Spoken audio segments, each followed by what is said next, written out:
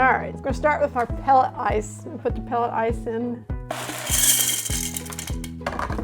I put the water right here. I've already pre-filled it, 6 cups. Any more and it's gonna come out the hole back here.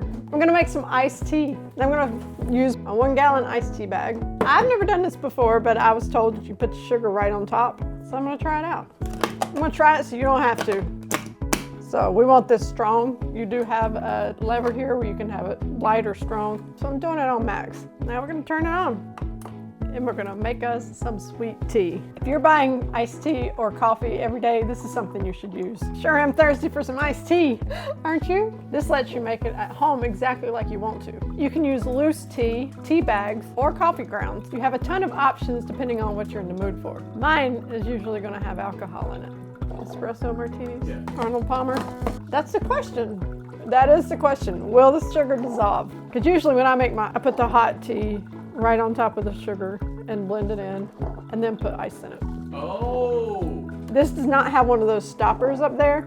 So if you pull it out, tea's going everywhere. Just know that. It's pretty fast. You can make a full batch in about 5 or 10 minutes. Cool boy, bring me some ice. Because I used a gallon-sized tea bag, I'm gonna put more water in there and run it back through.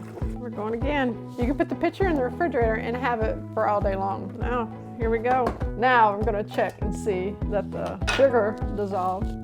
It did not. It did dissolve. It needed some help to dissolve. Yep, all good now. Now let's try out our sweet tea. Let's see how it is.